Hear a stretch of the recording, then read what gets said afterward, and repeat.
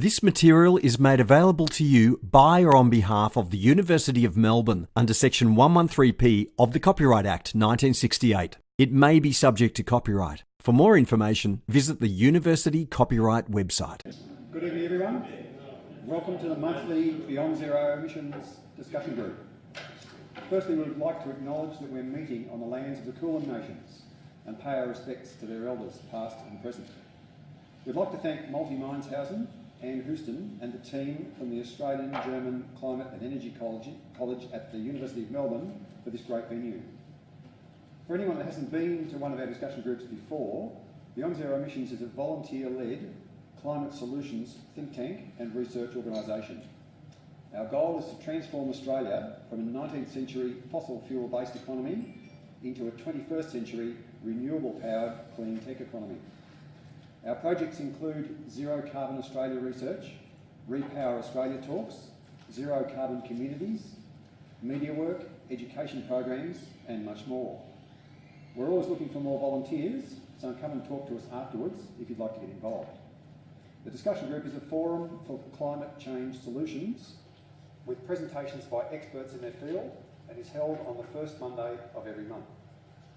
Tonight, we're delighted to present the Energy Lowdown from Tim Forcey. Apologies for the last minute change, as our original speaker had to postpone until February next year. Tim has very kindly stepped in at short notice. Tim's a long-time BZE supporter and advisor who's been contributing his energy expertise since the original Zero Carbon Australia stationary energy plan. Tim has over 35 years' experience in the oil, gas and electricity industries in Australia and abroad. He's an expert on the impacts of unconventional oil and gas exploration and on renewable heat alternatives to gas. Would you please welcome Tim?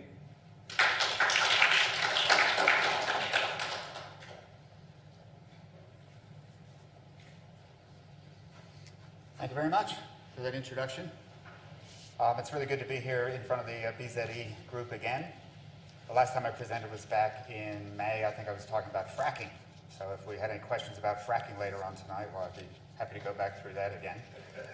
And I think back at that presentation, I mentioned how the discussion group's been going for 10 years, I think, since probably around 2008. So really like to congratulate the volunteers, John and Hugh and Miwa and everybody else who's involved with putting on this event. Otherwise, it wouldn't have been going for 10 long years. So maybe a bit of a round for the volunteers.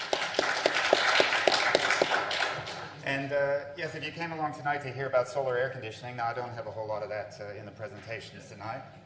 But Miwa did ring up and say if I could fill in. And I just happened to be doing a bit of research into a few topics, which you see listed there on the board.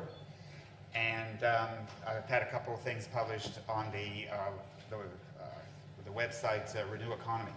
So the editor there, Giles Parkinson's been good enough to put up a couple of the recent articles that I've written, which covers some of the research I was doing. And one of the reasons that I did this research is that I had some foot surgery. So if you have to be sitting around with your foot up the whole time, you might as well look at whether hydrogen is going to save the gas grids. So three different topics there. We'll talk about how gas demand is falling, and then we'll ask whether hydrogen will save the gas grids. And then a third topic, which is a little bit related because everything's related in the energy space, but should the Australian Energy Market Operator update its 100% renewables study? It did one in 2013 is the time that it did one again. So those are the topics for tonight. There should be plenty of time for questions afterwards. In fact, I want to try and slow myself down a little bit as I go through this. But have in mind your questions on all these topics, but we'll save them to the end if we could. And there should be plenty of time for that. Because I wrote these articles recently, and I've published a lot of stuff through the years, even working with the University of Melbourne Energy Institute. So if you Google my name, you'll see all sorts of articles come up. But it's only recently I got back onto Twitter. So you see the Twitter there at Forcey Tim. With these two articles in particular, I thought, well, Twitter's another way to get the information out there. And it's a way for us to, if you happen to be on Twitter, that we can stay in touch. But another way that we can stay in touch is with another social media platform, and that's Facebook. So this highlights a Facebook group that I started about 3 and some years ago, and I'm one of the admins there, along with Richard Keach, who's here this evening, and we also have a third admin, Jenny Edwards. She's a architect up in Canberra. And so this is a Facebook group where people discuss how to set up their homes more efficiently and how to get them off of gas.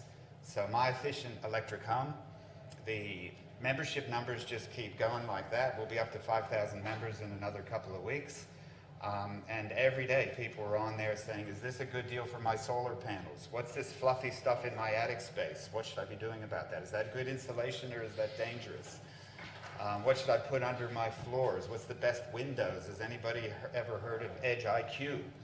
So tonight here we have a discussion group. And if you'd like to do this 24/7, 365 days a year, join My Efficient Electric Home and we can talk about what people are doing in their homes to make them more efficient and to get off of gas and to run them just with renewable energy. So that's the 5,000 members there. But we found on that Facebook group that we started from time to time, we'd want to discuss what's going on in the whole electricity system across Eastern Australia.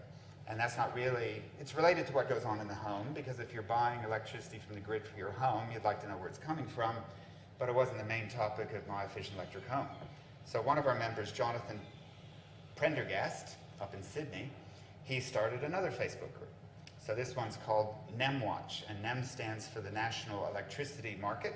And so if you'd really like to discuss what's going on the electricity grid in Eastern Australia, this is the Facebook group for you. So that's up to 560 members now, and this is people discussing what's going on in the Eastern Australia electricity grid, and it's very exciting. I'll show just one thing from that.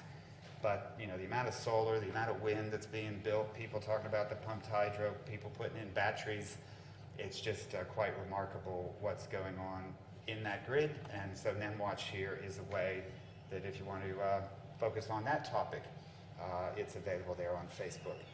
And so since I'm more of a gas guy than an electricity guy, I said, well, if we've got a place here where we can be discussing the electricity market, we should have one where we can discuss the gas market.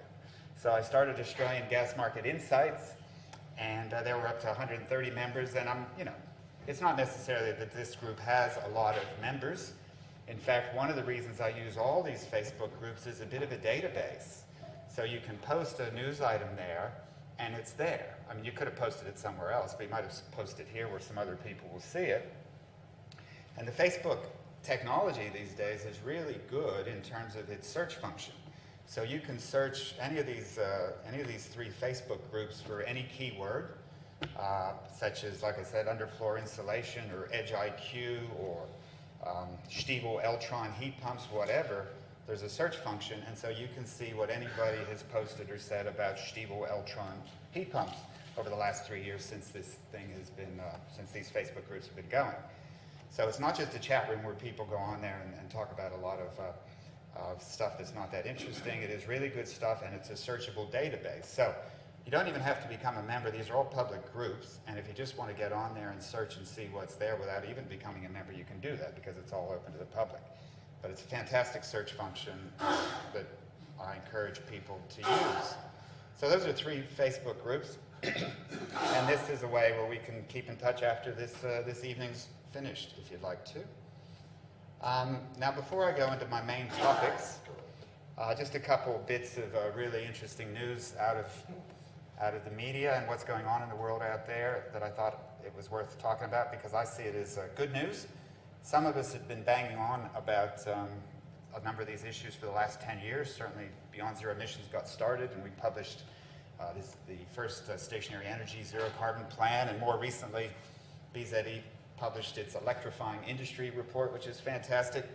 So some of us have been going on for quite some time, but we're seeing some new people get involved. So this fellow here, Mike Cannon-Brooks, he's a billionaire, apparently, Australian billionaire, in the software IT business, I think. Not sure where his billions came from, don't really care, but it is kind of interesting that he's decided to get involved with this idea of moving Australia to renewable energy. And what got him fired up, I guess, is that the Prime Minister and Alan Jones, the radio shock jock up in Sydney, were doing some brainstorming about messaging. And they came up with this idea that if electricity came from coal or gas, it was fair dinkum. and all that other flighty solar and wind stuff coming from a battery or whatever wasn't fair dinkum.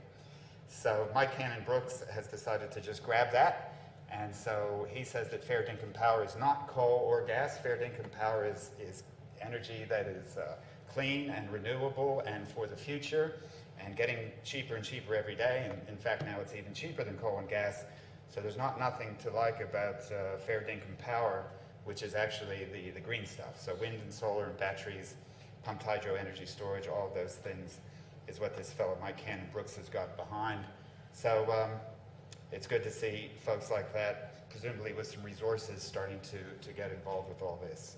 So you can have a look at his website there. He was wanting a million people to sign up. He's up to about 11,000 so far if you go on the website there and just click a petition for the fair dinkum power. So that was a piece of good news. And I thought this was another piece of interesting good news. And this graph shows you the Australian solar PV growth. So this is both your rooftop solar and now your utility scale solar that is just starting to explode in Australia, because now we're starting to see a long list of projects of large-scale solar coming online. And so it's just going up like that with the amount of electricity that's being produced from not only the rooftop solar, which continues to grow at a great rate, but also now we see the utility scale solar coming on, and that's why that's gone right up to what do we have here, 10 gigawatts of installed capacity. And as you'll see later, in about another 5 years, this is meant to double. So, we're going to be shooting up to some pretty high numbers further on, which we have to. If we're to get to 100% renewable energy anytime soon, it's about time we got started.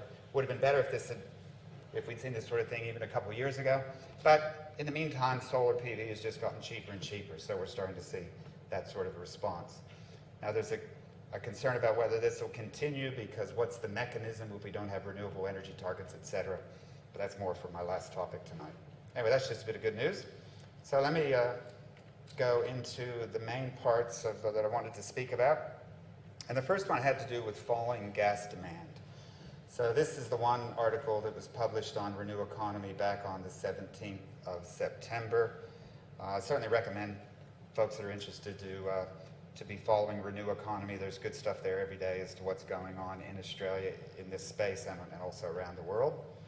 And so this article was published in September about how gas demand is falling.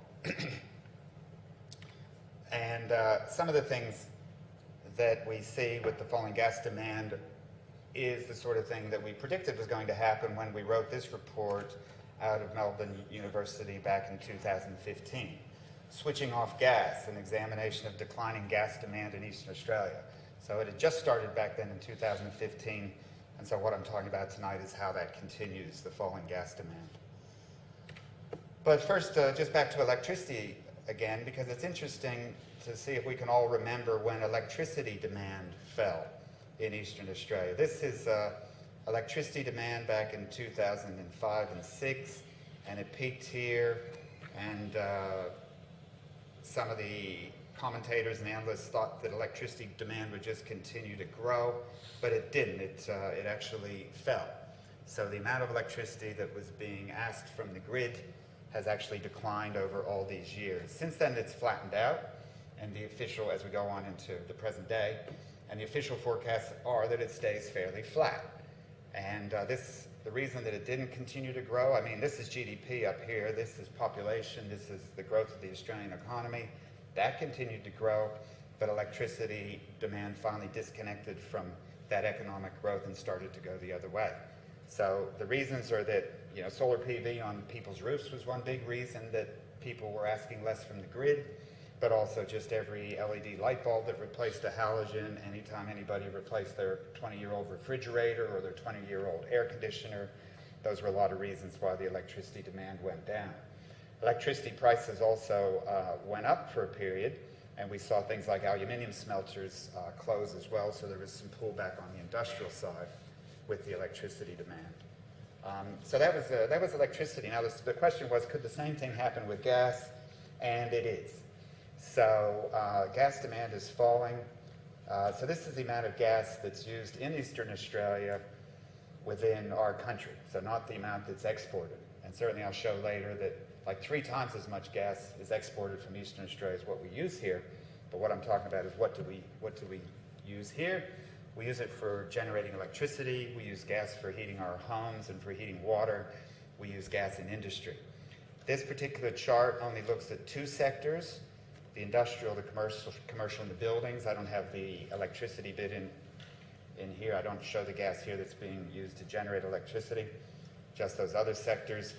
But we see that the use of gas in those sectors peaked in 2012, and so it's been declining. Again, we have GDP growth here, population growth. This is a 1.5% line, 1.5% growth, and that's what analysts used to say. That's to expect that gas would continue to grow in demand at about that 1.5%. But in fact, in 2012, the use of gas in Eastern Australia peaked. We did some research on this, got some media. I've written another article recently because you don't hear anybody mentioning this. The gas industry doesn't like to mention that gas demand is falling. They'd like you to think that it's a very important essential service, critical resource that we should go out and frack everywhere so we'll have more of it. But in fact, in homes, in buildings like this, in industry, people are reducing the amount of gas that they use. Now, I want to point out this scale doesn't go to 0. It only goes down to 400 petajoules. And again, this is just the industrial and the commercial and the building sectors. So to show you the whole picture, what's this say? Yep, population and the economy grew, and the gas demand went the other way. Okay. Now this is the whole picture where I've included also gas for electricity generation, and I've also included a 2018 estimate. So the 2018 is not over yet, but the other day the Australian Energy Market Operator published some numbers for the 3rd quarter, and so I was able to take a stab at what I think will happen in the 4th quarter. So that's a 2018 estimate. Again, gas demand in all these sectors combined peaked in 2012, just as I showed before, and so it's falling away. Between these years, we see a bit of an increase in gas demand here in 2017. This came with the closure of the Hazelwood Power Station. So when the Hazelwood coal-fired power station closed here in Victoria, for a period more gas was used, but now we see more and more renewable energy being built, and so gas can back off again. And I think in that recent report by the Australian Energy Market Operator, they said that there is so little gas being used for electricity right now, they haven't seen numbers that small since like 2006. So the gas used in electricity is really dropping right off. Today it was in the news that we've got an election coming up in Victoria, and the opposition party said they wanted to build a new power station. Now, they didn't say what it was. Maybe they'll later say that they want to see it to be gas because they'd like to see more areas opened up to gas exploration and gas development across Victoria.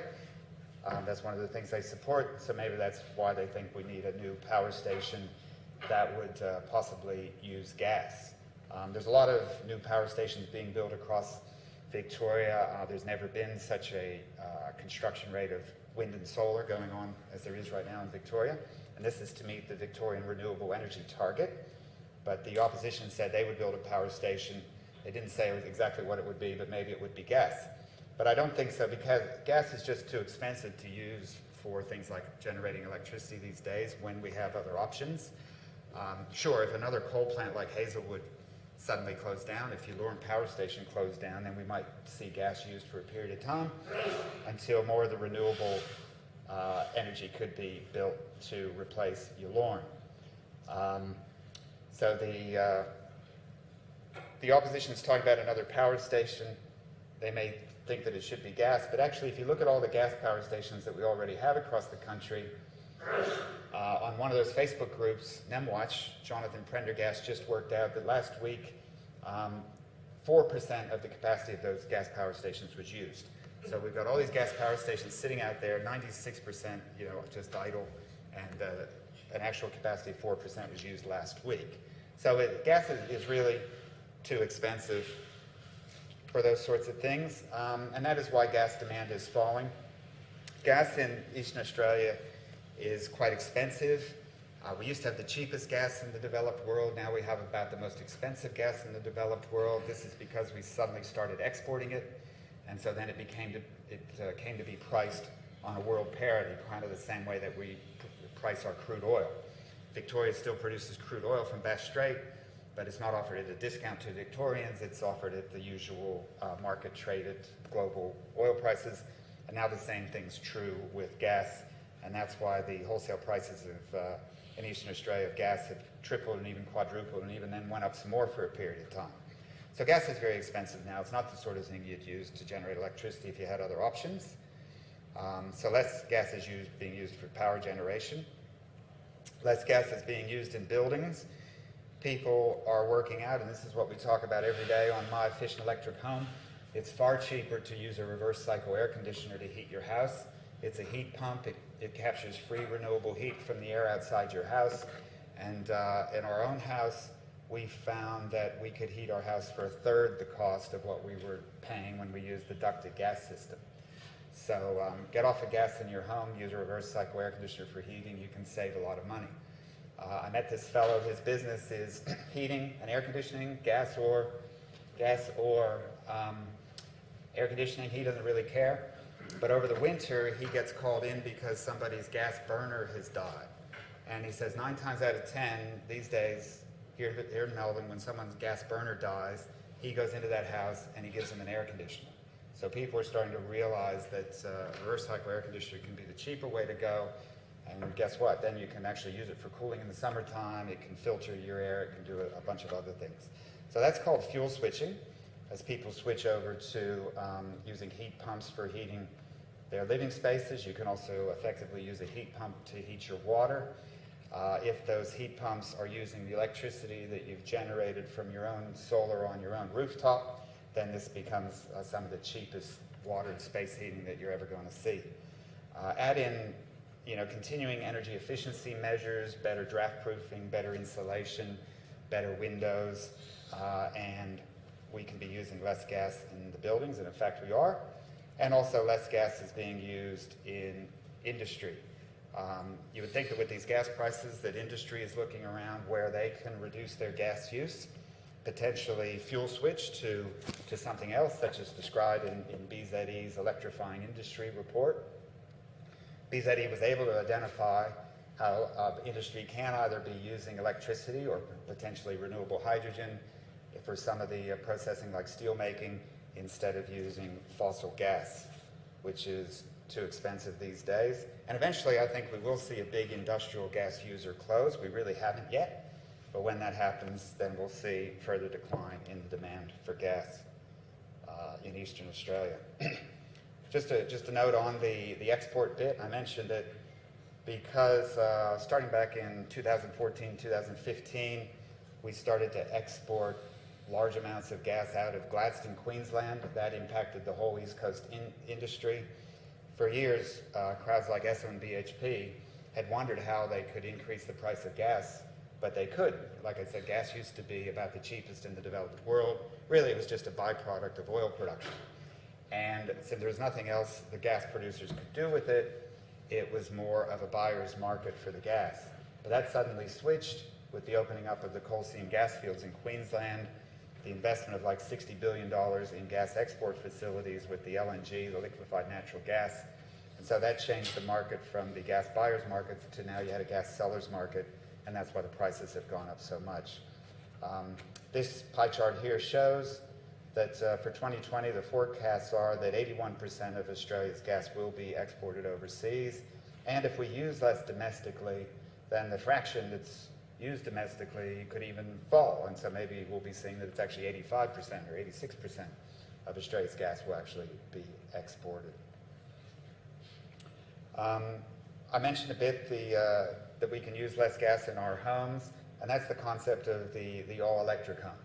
So studies such as we did at University of Melbourne, and more recently by the organization that now known as Renewable, that used to be known as the Alternative Technology Association. They updated their report looking at energy choices for the home, and so they found that if you set say a new home, if you set it up properly with solar panels and with the heat pumps, instead of using gas, you could save like $20,000. So that's a message we need to continue to get out to people, that whether you're looking at an existing home or a new home, the way to set them up for the future is just by using electric devices and not using any gas or LPG appliances. In fact, there are whole suburbs these days that are being set up to not even be connected to the gas grid. So that's an option. But if we are to get to zero emissions, and nations, states like Victoria do talk about getting to zero emissions by, say, 2050, well, we're still using a lot of gas, and so we still need to see these numbers decline. I gave a speech recently, and I was lucky that the Victorian Energy Minister was actually there. And so I mentioned that we need to be decarbonising homes. And in fact, if we wanted to be, as Victoria says, zero emission by 2050, then we actually have to decarbonise 350 homes a day in Victoria every working day from now to 2050. So we need to get started on this decarbonisation in the homes. And that sounds kind of daunting. Oh my God, 350 homes every working day from now to 2050. Until you realize that across Australia, we've put solar panels, I think, on about 900 homes every day, every working day over the last 10 years. So we've gotten millions of homes in Australia now that have solar panels. And if you work out the numbers, it comes out to like 900 homes every working day that have got the solar treatment. So certainly we can do this. The fellow I talked about before who has his air conditioning company, he's out there doing it. Every time someone has a gas burner that fails, well, he doesn't replace it, he puts in air conditioning instead. And so that helps with the decarbonization of the homes. But there's still a way to go to get rid of all this gas. So we need to continue the renewable energy build with more wind and more solar, and with energy storage, the batteries and the pumped hydro. So as I said, if today's gas plants are only running at 4% capacity, well, in future they could be running at 1% capacity as we have more renewable energy. We need to electrify industry, as BZE has described in this excellent, very recent report that I highly recommend. Apparently, well, as far as I can tell, I think this is the best analysis of electrifying industry that's ever been produced in the world. I came here and I saw BZE present it, and I reckon these folks ought to be getting over to California and over to Europe to be talking about what's in this report. It's great for Australia, but there's actually messages for the whole world here about electrifying industry.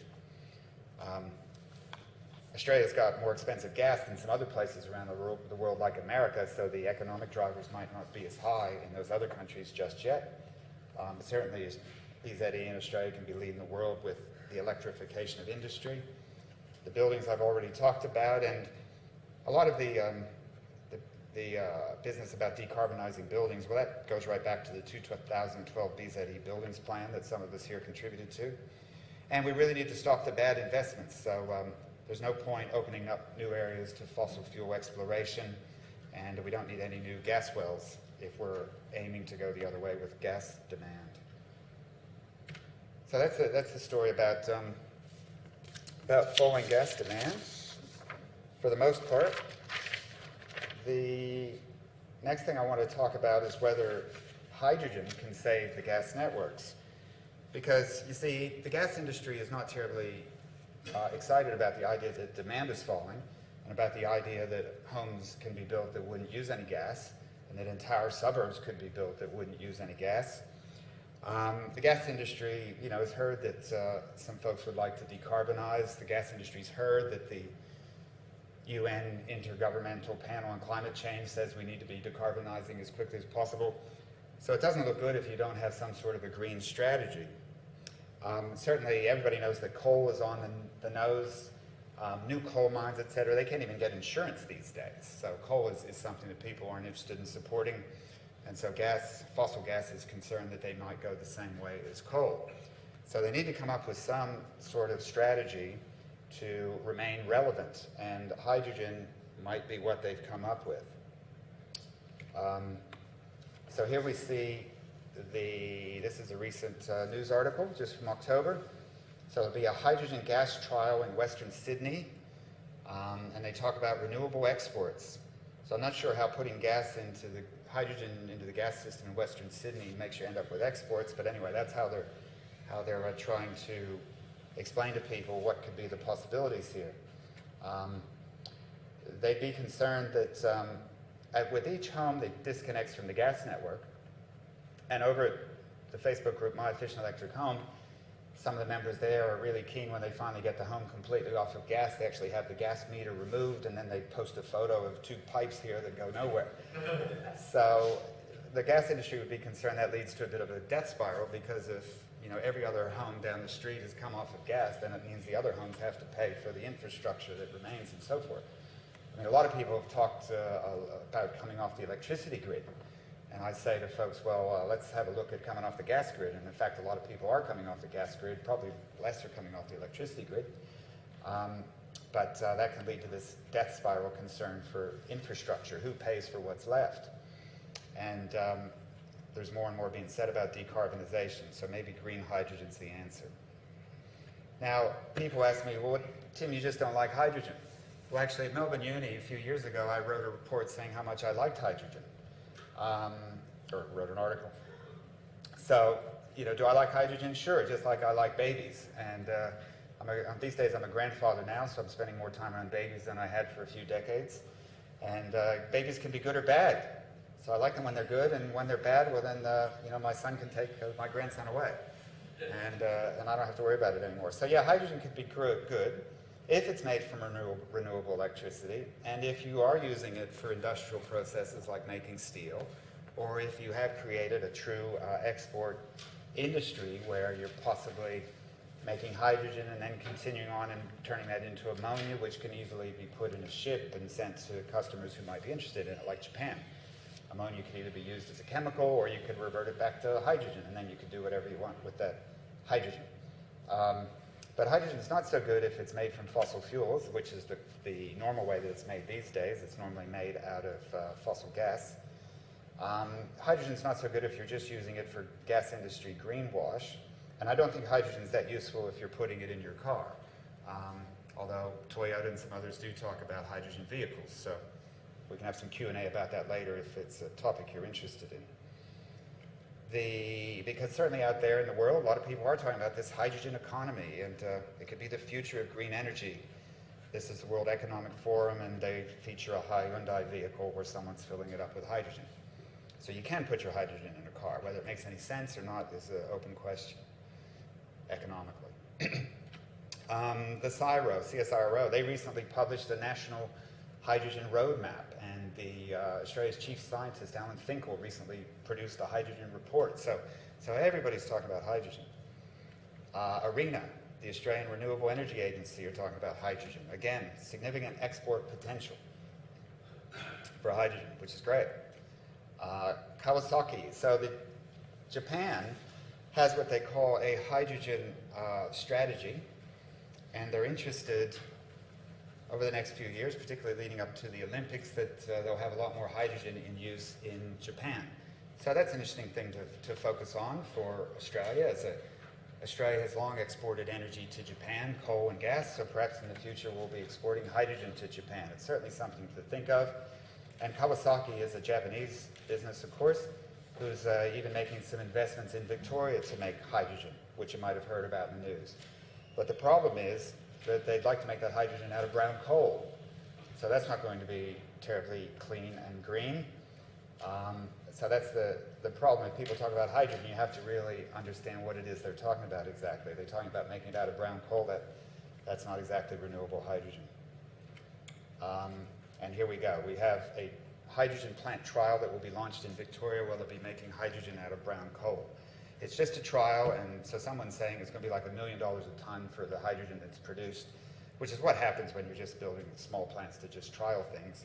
But whether people should even be looking at turning brown coal into hydrogen, I don't think so. It's easily enough done using electricity and electrolyzers. But the gas distributors such as Gemina, they've jumped on board, and on their website they even call it hyping up hydrogen. I think it is a bit of hype, but and they're happy to say they are hyping it up. So Gemina looks at, now Gemina in Melbourne is an electricity distributor, And they're doing a lot of good things in Melbourne and in the Latrobe Valley on the electricity side. But Gemina in New South Wales and the ACT is a gas distributor. And so they see their business as being under threat in that area, particularly because in New South Wales, people haven't necessarily been big users of gas anyway. In recent years, they might have said, oh, well, let's have a go, let's use some gas in the house. But you know, in any Australian climate zone, but particularly in New South Wales, I mean, heat pumps will work just fine for heating your house or heating your water. So Gemina's got a concern they're going to be losing a lot of customers to electrification. And so they're thinking, what can we do? Well, let's say we're going to put hydrogen into the grid to make it greener. And that's a strategy they've come up with here. New trial launched to create green gas from solar power. So they will spend money on, or someone will spend money, ARENA, the Renewable Energy Agency, they're kicking in a fair bit of the funds. Someone will spend money on an electrolyzer that will use electricity that could have come from a solar panel to make the hydrogen, and then they'll put it into the gas grid at levels of like 5%. So you can put about 5 or 10% of hydrogen into our gas distribution grids without it corroding the metal and the fixtures that are part of the gas grid, and without you having to go and fiddle with your appliances. Like you might have to change a burner or something. People know that if you change an appliance from reticulated gas to LPG, you probably have to change some burner settings and that sort of thing on your appliance. And if you increase the amount of hydrogen, you'd have to do the same thing. But they can put 5 or 10% hydrogen into the gas grid, and it wouldn't do anything other than make the gas a lot more expensive. Because making hydrogen out of electricity at present on a small scale would be very expensive. Fantastic if people are doing research on making electrolyzers more effective and lower cost. Sure, we need to see the cost of hydrogen come down so that when it's made with renewable energy, you can make steel and do a lot of things with the hydrogen. But right at the moment, it's expensive, and so this would be very expensive gas. They could call it green gas, and I expect they will, and so they'll be marketing a green gas product, which doesn't currently exist. For a long time, you've either been able to buy green electricity or black electricity.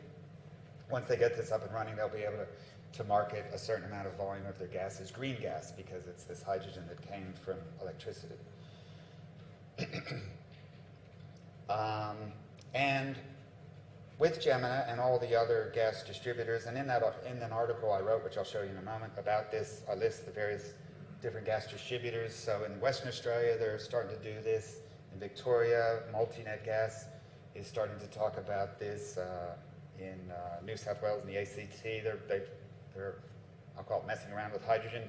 And in Queensland, the Queensland government talks about it as well. So everybody's talking about putting a bit of hydrogen into the gas grid to see what happens. And looking over all of those gas distributors, we have the lobby group is Energy Networks Australia. So this Energy Networks Australia gets together with all the gas distributors and says, right, how do we want to address this strategy? And what they're talking about is that they're very concerned that people will be moving to electrification strictly for buildings, and they'd rather see energy policies as technology neutral. They don't want things to be pro-electrification. They don't want things to be anti-gas. Well, I'm not pro-electric or anti-gas. I just know that it costs me a third as much to heat my house with my air conditioner instead of burning gas. And a lot of members on my Efficient Electric Home find the same thing. They're concerned that as we use less gas, that means we'll use more electricity, and so the electricity infrastructure won't be able to cope, and we'll have to spend a lot of money on the electricity infrastructure. Well, we are going to have to spend a lot of money on the electricity infrastructure, and we do that all the time. We're going to have to continue to do it. As people put more solar panels on their roof, the electricity distribution system needs to be able to handle electricity going both ways. As people put more and more air conditioners on their houses for summers that are getting hotter, the electricity grid is going to have to be able to cope with that. In the electricity grid, they'll be looking at ways to manage demand and the use of batteries in the electricity grid. These are expenditures in the electricity grid that have nothing to do with switching off the gas. But in addition to that, and electric cars. We've got the electric cars coming. So when the electric cars come, that's going to put more demand on the electricity system, and so the electricity system will have to spend money on that so it can cope. Add on top of that, people moving off of gas, and the gas industry thinks there'll be a calamity. I don't think it's going to be that big of a deal. There is more research and more modeling needs to be done. But what I'm actually finding is there are people out there that actually will heat their homes in the wintertime with a radiant panel heater because they think that's a better thing to do than turning on the air conditioner that they only use in summer. So people do not understand how air conditioners work. They've been told they're the devil. You know, use them sparingly. Use them if you're about to, die on a hot summer day, but otherwise don't use it. And rather, people are using resistive electric heaters in their homes. And so, if those people had the right information, they'd find that they might be able to spend only a fifth as much to use an air conditioner for heating rather than a resistive electric heater. And also, they'd use the reason they're spending only a fifth is because they're using 1/5 as much electricity. So actually, as we educate people more about improving their homes and using the right energy sources, there's every possibility that the extra electricity we might need for the degasification of homes is not significant compared to everything else that's going on. But that is the story that the gas distributors are running. They're taking this to politicians. They're saying, look, it's going to be a disaster if everybody switches off of gas. The electricity system will collapse. So we need some other voices saying, well, that's probably an overblown claim. The gas industry says customers want choice. Do they, or do they just want the cheapest way to heat the house? Let's see what else is coming up here next. So, yes, putting these things together and having a bit of a look at it when I had my foot up from surgery. So I wrote an article which was published in Renew Economy, but it was also published here by the Fussel Fool Bulletin. Beware fossil gas suppliers bearing hydrogen gifts. And so it started to seem to me like a lot of what I was hearing about hydrogen being put into the gas networks was almost a little bit like clean coal. 10 years ago when I was starting to have a look at this, the coal industry said, don't worry, we'll handle that climate change thing because clean coal is coming. So we'll just keep burning the coal and eventually we'll switch over to the clean coal. And so this, putting some hydrogen into the gas system here, instead of turning on an air conditioner to heat your house cost effectively in the wintertime, to me again sounds like a bit of a game that's being played just to keep the status quo going for longer. The gas industry and some of the things I read, they downplay the technical challenges of putting hydrogen into the large gas pipeline networks.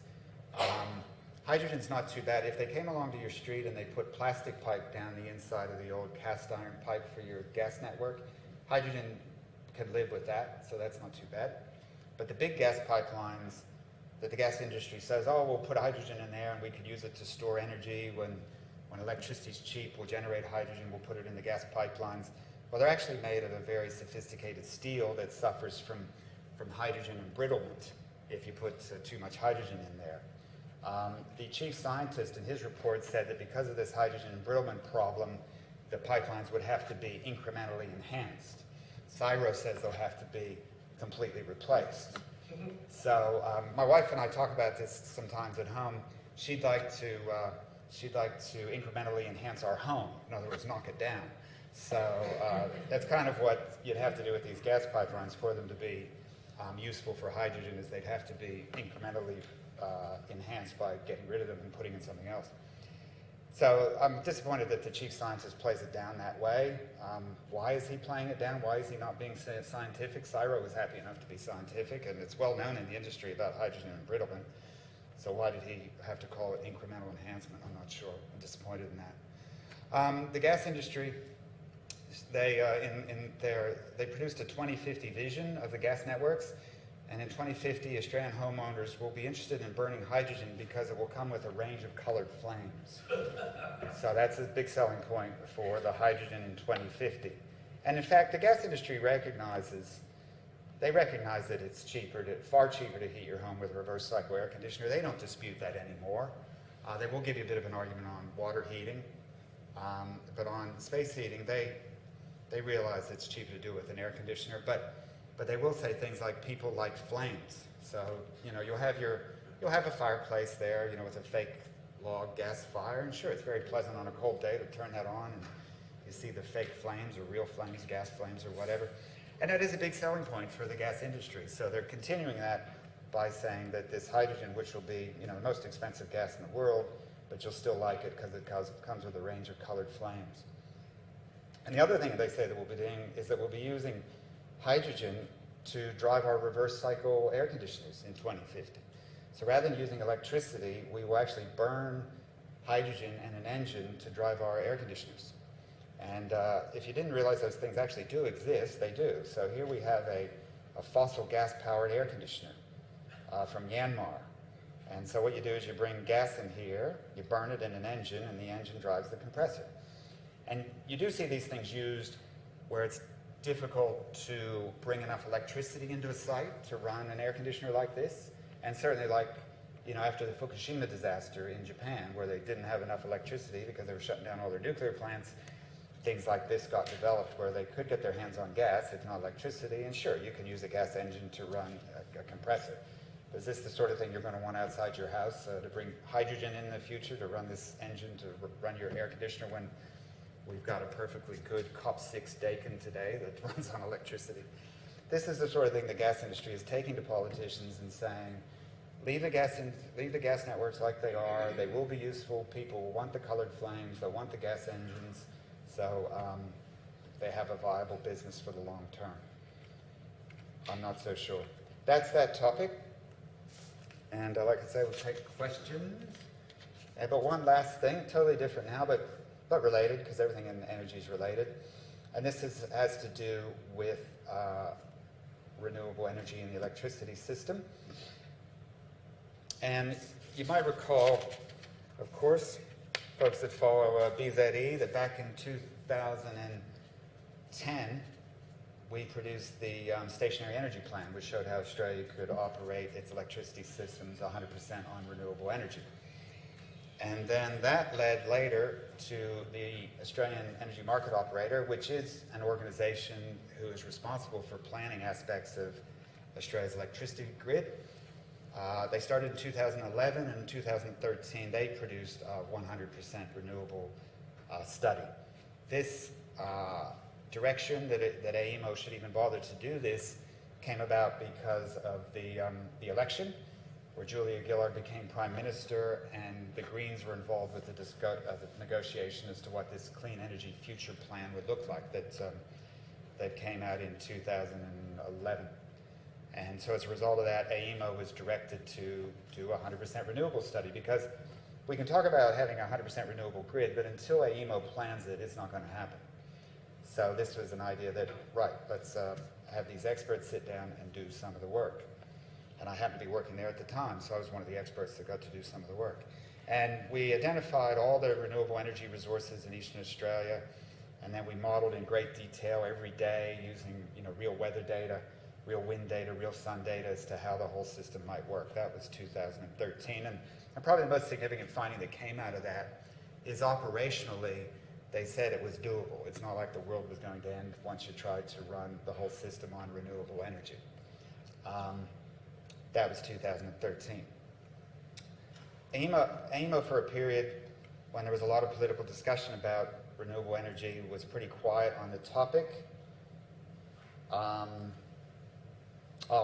Just to finish up on the AEMO 2013 study, like I said, they found the operational challenges would be manageable, but the shortcomings of that study, they just plopped us in 2030 and 2050 and said, here's what 100% renewable could look like. They didn't show a trajectory as how we would get there. And they did cost, they said this would cost so many hundreds of billions of dollars, but they didn't say what it would cost to try to keep the fossil fuel system going for to 2050. So that was a bit deceptive, that you wouldn't have a base case business as usual cost worked out to compare. So those were some of the shortcomings of that. But in more recent times, AEMO was fairly quiet on this whole topic until they got a new CEO. Audrey Zibelman from America is now the CEO of AEMO, and they've done a lot of good things since then. And one of them is this integrated system plan that they published just back in July. And you start to see aspects here that look similar to that 100% renewable energy plan from 2013. Again, they've identified in a lot more detail than what we did before, all these what they call renewable energy zones across eastern Australia, where you could either be having wind or the solar or the pumped hydro energy storage or bioenergy, all those areas. And for the first time, they actually started to show how we might get there. And this shows the coal plant closures. So this shows the closure of the Liddell Power Station in New South Wales, Bales Point, Gladstone in Queensland, Yallourn, the brown coal plant here, one of them in Victoria, some more black coal plants in New South Wales, and then some more in Queensland. So here they're actually starting to show closure of coal plants. Why? Because they're 50 years old, at least.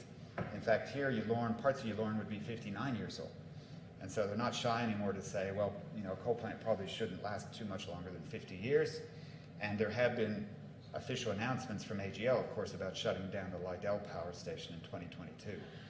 So with that, AEMO has gone and done trajectories here out to 2040. So AEMO is required to look at things over a 20-year period, so they rounded up to 2040.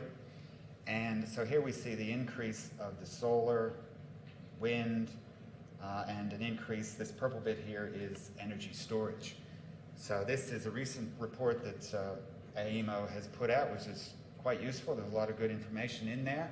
They talk about short-term things that need to be done, like a new transmission line from New South Wales to South Australia would really help this system now, and you know, for not too many years from now, we're really going to need that sort of thing. So they identified pieces of transmission infrastructure that we really should be having a look at. Snowy Hydro 2.0, that pumped hydro facility, people would have heard of that possibly.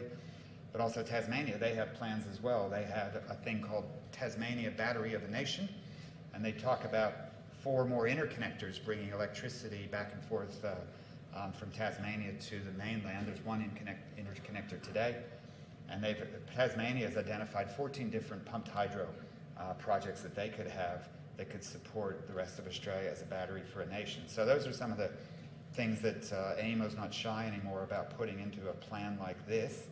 But still, this doesn't go far enough. Does that show demand going up? I don't think so. I think they're calling demand still to be pretty flat for the foreseeable, which their foreseeable is 20 years. And it's a little bit surprising, particularly from the point of view of electric cars. So they do not have a huge electricity growth because of electric cars. When we did the BZE plan, we doubled electricity demand to account for greater use of electricity in buildings and in the transport fleet.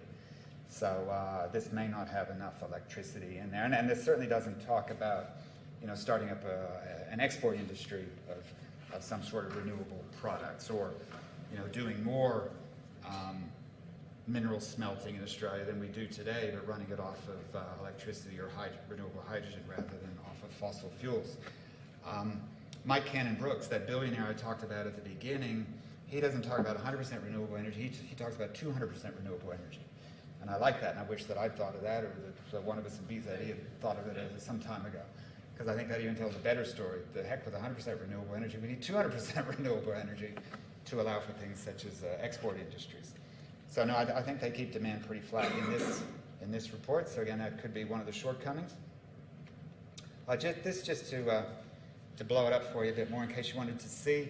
At the very beginning, I showed that chart of the recent increase in the solar PV capacity that we've got installed with some big utility plants coming on, which is that dark yellow bit. Well, actually, it's probably a little bit smaller than that right now. This is the next financial year.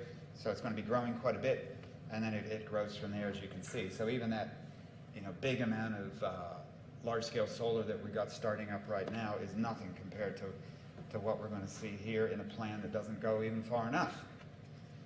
So the shortcomings here of this plan, it still has 7 gigawatts of coal. So the black bit and brown bits, so it's still got coal here because it hasn't closed down Loy Yang in the Latrobe Valley, and hasn't closed down some of the other black coal plants because they're not 50 years old yet. So AEMO says they'll keep going in this plan. So it's still got coal in there. It is their fast scenario, which is, I would think, would be the best scenario. It is 78% renewable, but it's not 100% renewable. And so that's 17% coal and 5% gas still in 2040. It assumes on that trajectory It does close down Ullorne, but only after parts of it are 59 years old, and Hazelwood was only 53 years old. So the reason they picked the 2033 for Ullorne is they extended their coal mining license to that date. And so AEMO doesn't want to be too aggressive and suggest to any owner that their plants are going to close down any sooner than anybody thinks they are. So that's why they pick a date like that. Compared with that, we have the Greens, for example, calling for a 90% renewable plan by 2030. And a very useful piece of work. You know, you could ask, what's the most recent 100% renewable study that anybody did? Well, it's Andrew Blakers out of ANU, Australian National University, have done the most recent look at this. And they say if we just, with the current build rate that we have right now of wind and solar, we're building a lot to meet the renewable energy targets such as they are federally and in Victoria and in Queensland right now. If we just keep that going, we will be 100% renewable by the early 2030s. And so their modeling shows that. But I'm asking that AEMO should be instructed to again produce a 100% renewable study, taking this integrated system plan that they've done and extending that to include a 100% renewables scenario. That's the end. Thank you for your attention.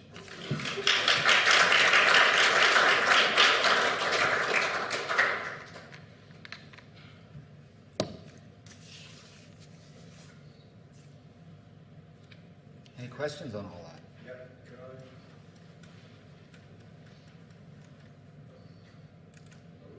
Yes? Yeah. Sorry, Just I'm let me- from Perth, so I've got a vested interest in the bit of Australia you're not talking about. Yes. Do you want to just give us a few comments about it in light of the west of your maps? Yes, yes. And I haven't read up, let me stay here.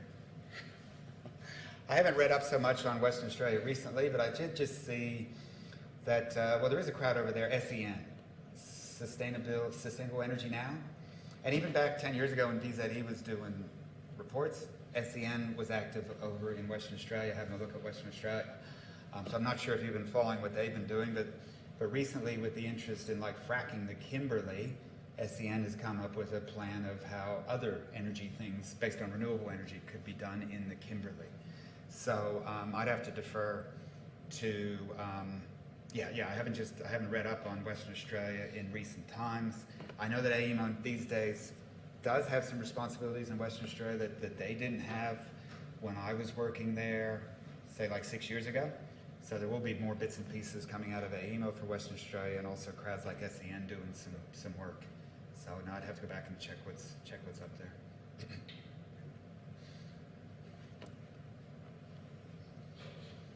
I know that there's a gas distributor over there, ATCO, and so they're doing this hydrogen thing as well, where they'll buy a hydrolyzer or electrolyzer and put some hydrogen into the gas grid over there.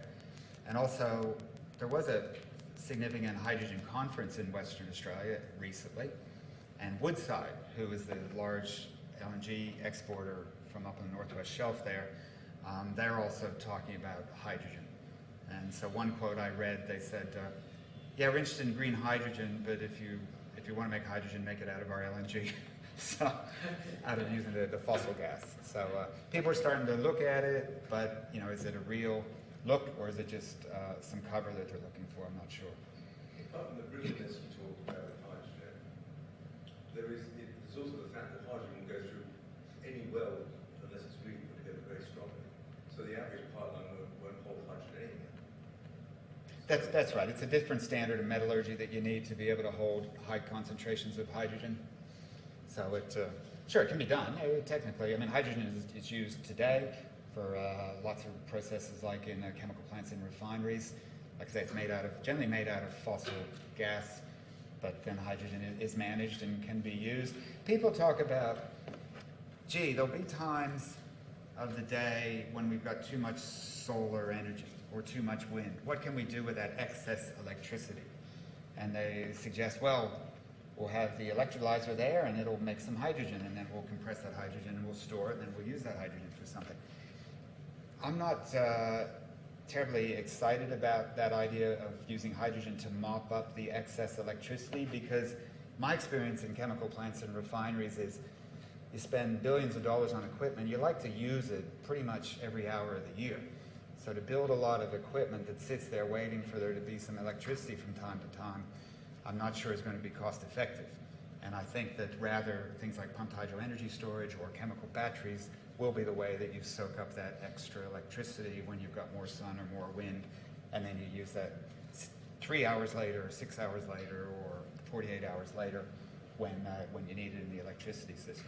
So people talk about hydrogen as a way to soak up excess electricity. I'm not really sure that's going to be a viable thing. I can see purpose-built solar plants and hydrogen plants. So using Australia's solar resources to generate a lot of hydrogen, and okay, they won't work.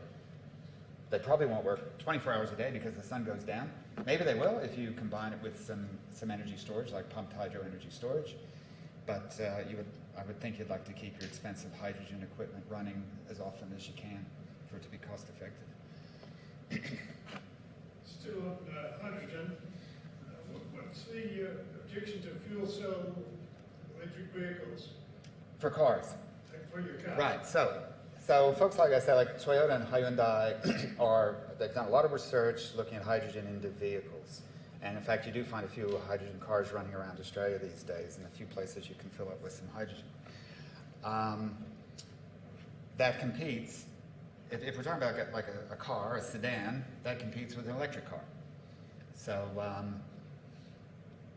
to explain, a hydrogen vehicle is actually an electric car, because you use the hydrogen, you put it through a fuel cell to generate electricity, and then in fact, a hydrogen car will have this fuel cell to convert the hydrogen to electricity, and it will have a set of batteries, and it will have regenerative braking and all the other stuff that you have on a normal electric car. But you also have to add the hydrogen, you have to add the very high pressure vessel that can hold the hydrogen. Toyota has looked at it, but even just within the last year, Toyota now has started to shift more to looking at the electric vehicles, which I think they finally starting to conclude that hydrogen might not make sense for your ordinary car. I think there were a couple of reasons for Toyota continuing to chase it. One was, of course, they had the Prius hybrid, and so that was a hybrid car that would use a fuel like petrol, and then it would use that in conjunction with the electric bits of the Prius, right? And so they kind of said, well, we'll keep that whole structure of a hybrid, but we'll just take out the petrol, we'll put in the hydrogen. It'll be green hydrogen, so then that'll be a green car. So I think they wanted to see how far they could go with that, but I think they're starting to realize that probably these just straight electric vehicles are going to make more sense. And the other reason I think that Toyota and a lot of Japanese companies and the government have been interested in hydrogen is the Fukushima disaster.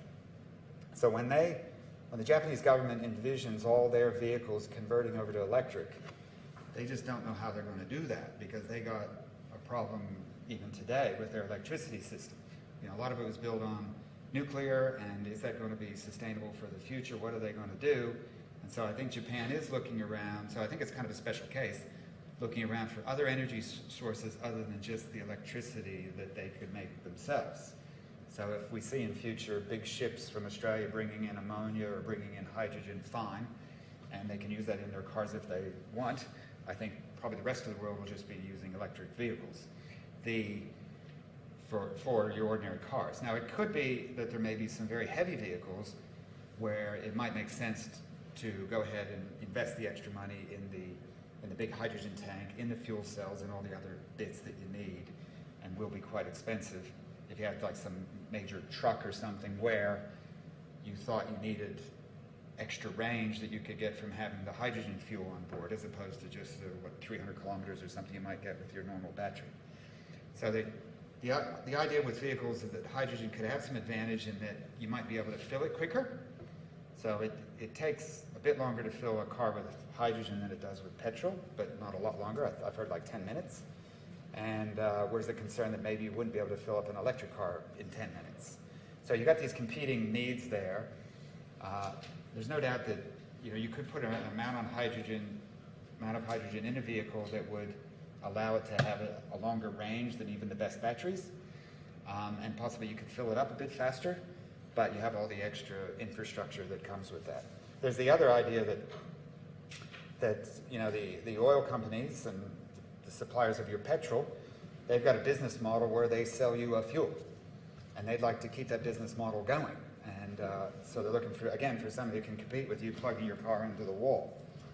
So it could be a similar thing to what I've just been describing about hydrogen in the gas system. Hydrogen for cars, again, could be just an idea that the people that supply petrol today are interested to see, well, you know, in the future maybe we'll still have a petrol station, but it'll be a hydrogen station. But I think it might be more likely a lot of people are plugging their cars into the wall. Let's start up the batters, Mark. Sanjeev put wireless steelworks, so he's building a whole lot of solar and batteries and that kind of thing. Is he actually replacing gas, or is he replacing electricity that they're using? Don't know, Mark. I'd have to look into it. Don't know. Good question for a future presenter. Maybe get Sanjeev up here. You know, the gut feel, or, you know, you read a lot of stuff goes by very quickly. Gut feel is you start with just the electricity bit. Yeah. And maybe a second stage that you actually get into replacing the gas bit. I was just going to ask on hydrogen. Has it got a role in something like shipping? Yeah, I just saw that the other day. Sounds marvelous. Yes, I mean, shipping today, you know, uses fossil fuels, and it's highly polluting, not only from a climate point of view, but just the black smoke and everything, sulfur and everything else that goes out. It's the, you know, bunker C fuel is the cheapest, nastiest leftover stuff from the refining processes. So put it in the ship because they don't normally have to follow the emission standards of other things that burn fossils. And yeah, so hydrogen in ships, that could be fantastic. So could be renewable, could be completely clean, because of course when you burn hydrogen, the only thing you get is water. And a ship, you know, a ship could afford to spend money on a big hydrogen tank and all the other compressors and other equipment you need to manage this stuff. I could see putting hydrogen on a major ship rather than in a Toyota. Coming down? One behind, actually. Just interested in the number of solar plants that are being built all over Australia at the moment, and the restriction seems to be the grid. The grid seems to be the thing that's saying, yes, you can connect, and no, you can't, and so on. What's the restriction that the grid has got, and what can change this? Yes, and certainly that was a very good finding, and why AEMO did its ISP, its Integrated System Plan, looking at those sorts of issues for sure. Oh, how did that happen?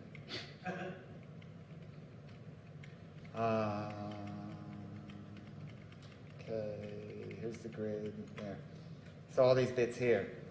So today there are solar plants already being built, probably in a number of those places. And as you say, some of them will come up against constraints with the existing grid, or maybe they'll build a bit of an extension to allow them to produce into it. But that was the point of AEMO doing this study.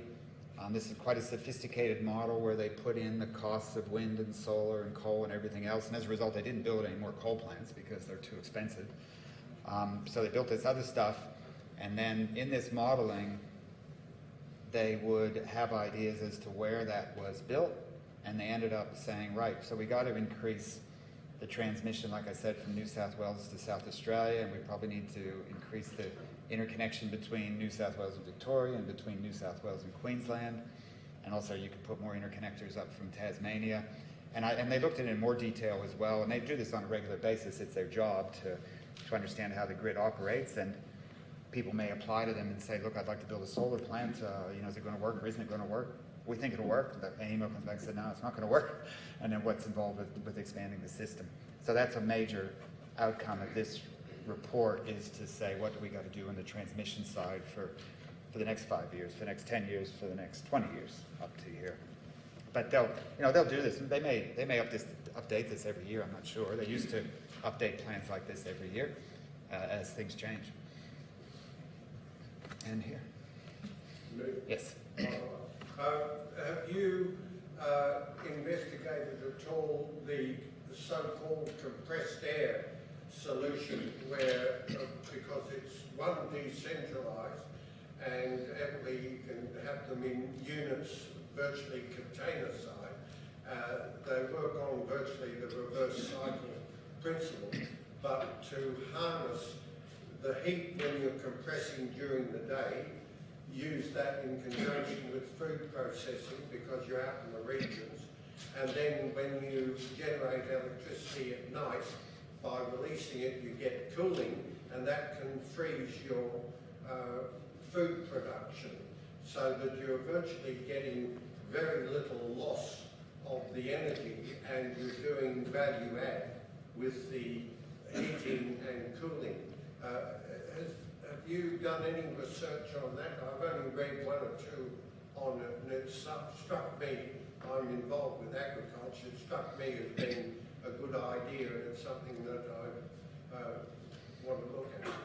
Yeah, those sorts of compressed air for energy storage, of course, that's been discussed and researched, and some facilities built over the years. A few years ago, back when I was doing work with Melbourne Uni, we had a little bit of a look at that again when we were looking at pumped hydro, and also another way to store energy was actually by liquefying air, so using a refrigerant process.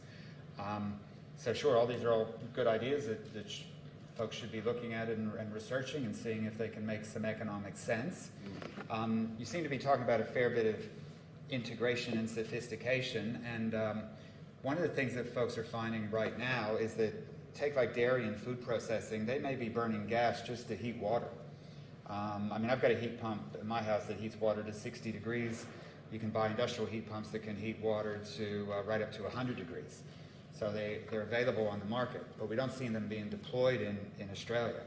So industry needs more help to understand what are the technologies out there. And sure, you'll have some whiz-bang stuff that maybe have never actually been commercially done before, which is fine. They need to be tested. But there's actually a lot of off-the-shelf stuff that's off-the-shelf in other parts of the world that Australian industry hasn't yet picked up on. So governments need to do more to work with industry to say, right, there are some risks bringing in anything new. I mean, you've been burning gas for 20 years, but here's something new that it's been used for 15 years some other place. What can we do to get it going here in Australia? On the topic of energy storage, of course, at Melbourne Uni we looked at pumped hydro, and since then Andrew Blakers at ANU, he produced a very important study where he identified 22,000 places around Australia we could be doing pumped hydro. And one that I just saw the last few days, pumped hydro is storing energy by pumping water up the hill and letting it come back down again.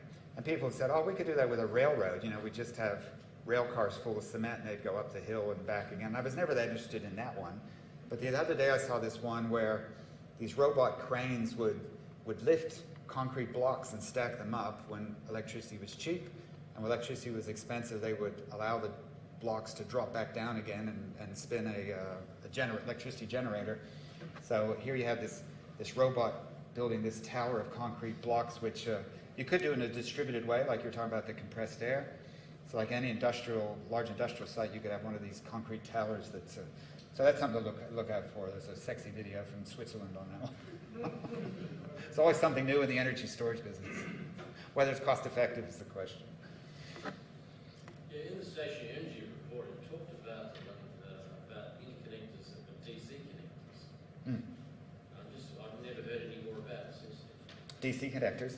Yeah, they're got to be more efficient and better than just simply replicating what we've got. Yeah, I've never heard any more about it.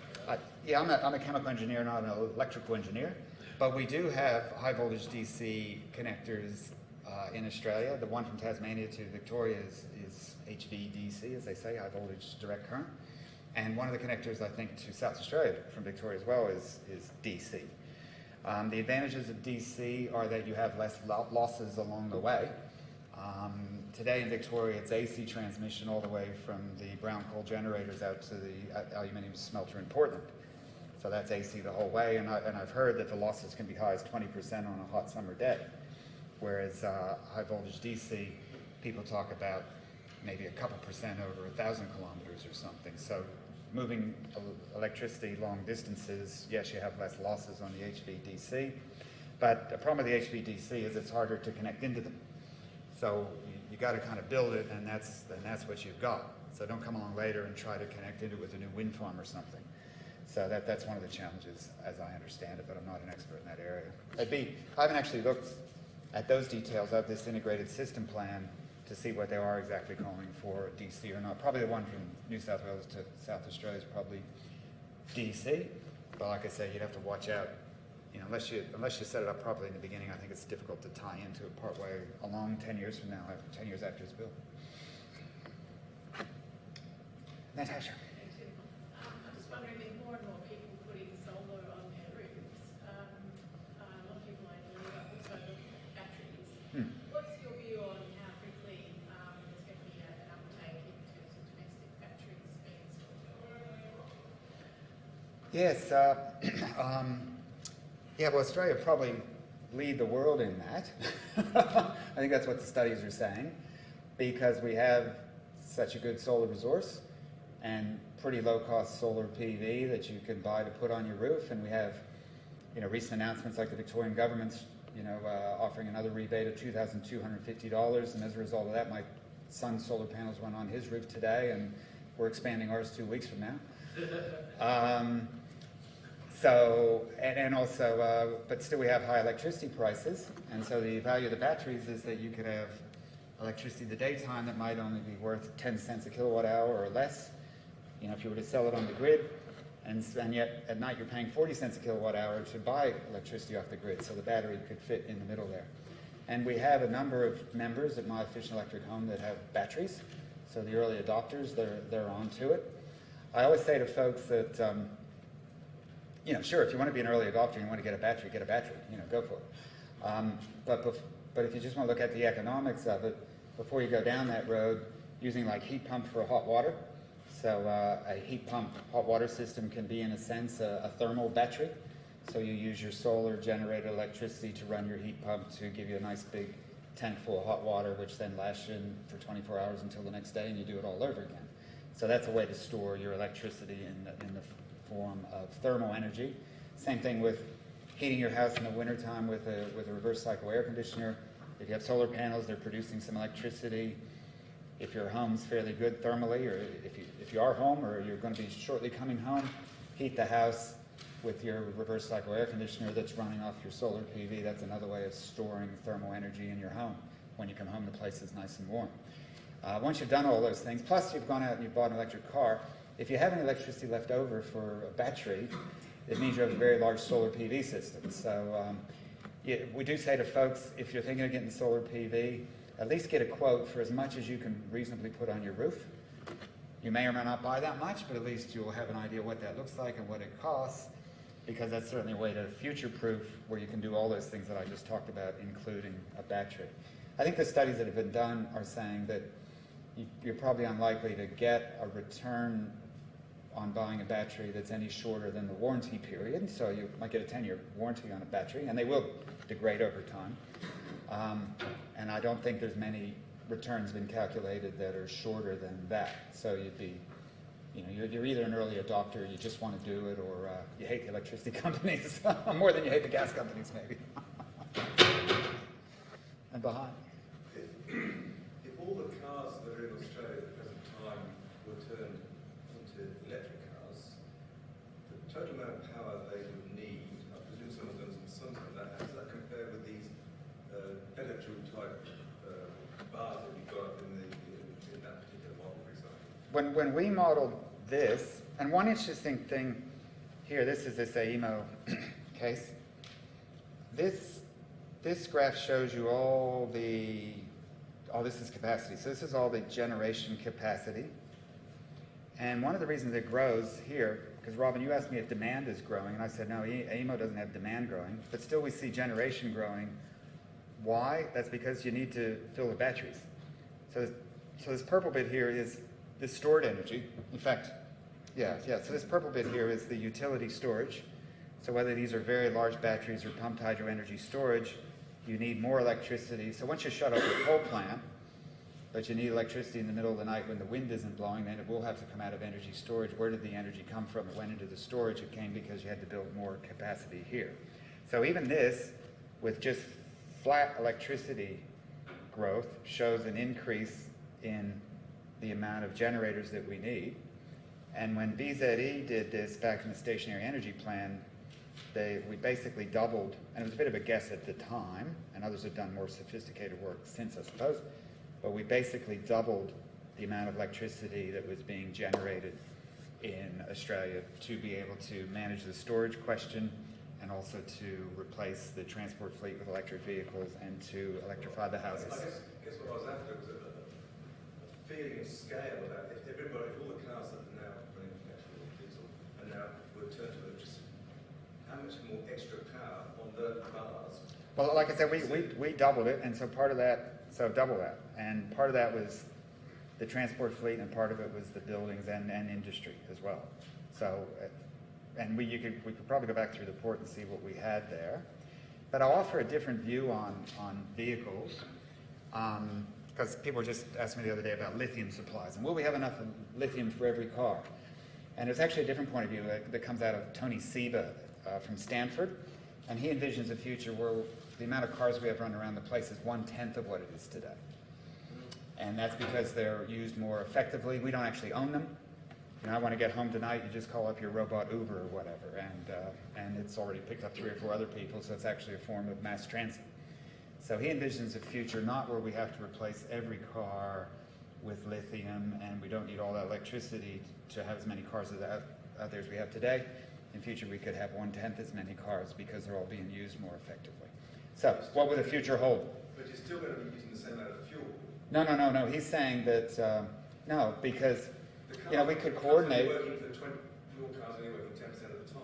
No, but instead of all of us here taking 30 cars to get home, you know, we'll take 5 because it's all much better coordinated. We don't own the car. It's not like we love it, that we have a personal connection with it, that we really can't wait to get back into it. We'll just catch a ride with the robot vehicle that's going by.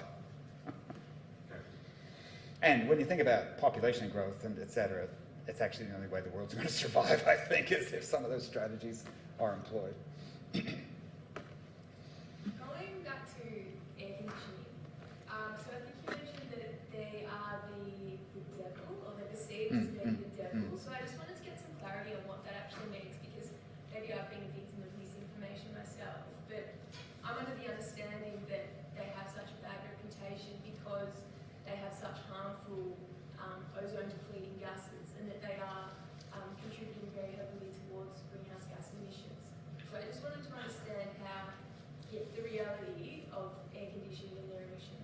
Yeah, there's a few different ways they can be the devil.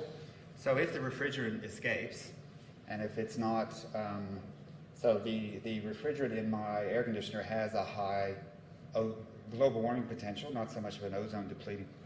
So with the ozone, they've taken a lot of the refrigerants off the market that used to have the ozone problem, but still we have refrigerants that have a large global warming potential. We also have refrigerants that don't have a large global warming potential, so my hot water heater uses carbon dioxide, which has global warming potential of 1, whereas my air conditioner, I think, has a refrigerant that has global warming potential of like 230, so it means it's 230 times worse. The point is, you don't want to have that refrigerant escape. So if, you know, when the thing's installed, they need to make sure all the connections are tight. And if they weren't, you know, the thing's not going to be working after a month anyway. So I have pretty good hope that my air conditioners have been installed properly. They're still working 3-4 years down the track, and hopefully they don't come apart and that gas leaks out. If you ever want to get rid of those things, then there are rules that the air conditioning folks are meant to follow in terms of recovering those refrigerants, and so they're handled in a way that is not going to be damaging the ozone or damaging the climate from a greenhouse point of view. So that's one, but that is one reason that they can be seen as the devil. But a more common way they're seen as the devil is that they drive up peak electricity demand at the worst times in the summer. And so there have been plenty of situations where on a hot summer day, demand on the electricity grid gets so high that then we have brownouts or blackouts as a result. And so a lot of that comes back to the air conditioner use. Now what we're finding is that with the solar PV, the solar PV is able to take care of a lot of that, supply a lot of that electricity that people might be using for air conditioning, at least until the sun goes down. So now our peak for electricity use, which used to be at like 2 o'clock in the afternoon, is now 7 o'clock at night. So the solar PV is taking care of that other peak, and now it's over here, and it's a little bit smaller, but it's still a peak, which could stress the electricity system. So in those situations, air conditioners can be bad, but the air conditioners that are on the market these days are so much better than the ones that were on the market 10 or 20 years ago. In fact, the worst air conditioner you can buy today is better than the best one was 10 years ago. And so that helps to reduce the stress on the electricity grid. So we should be buying air conditioners that have high star ratings, that perform well both winter and summer. And we should also be doing other things around our house, such as drawing the curtains and the blinds, etc., to keep heat from coming in so that we don't stress the electricity system so badly. But with all that said, so we bought air conditioners essentially so that we could be a bit cooler in the summer and watch the tennis. But then we ended up using them to heat the house. And what you find is that we use a certain amount, you end up using the air conditioners maybe 10 days in Melbourne for cooling, but you end up using them for like 120 days for heating, very efficiently and very cost effectively. So here's this thing that, yeah, it can be a problem in summer, so you don't want to overuse it in summer, but in winter you can find that it's a lot more cost effective than burning gas. So, and then it can filter the air and reduce humidity and do other things that can be nice, so that a gas unit doesn't use. So that's why I think it's worth people thinking about their air conditioners these days, and are they as bad as what people used to say they were? You certainly shouldn't be heating with a resistive electric panel because you thought your air conditioner was a bad idea. It's definitely going to be a better idea. One more question, I think. Okay, Kevin. If gas usage is coming down in Australia, is it coming down in the rest of the world? Oh boy. Coming down the rest of the world. What certainly went up a lot was Fukushima. So with the Fukushima nuclear disaster, Japan and some other places had a harder look at their nuclear plants, and so that caused some more gas being used for electricity.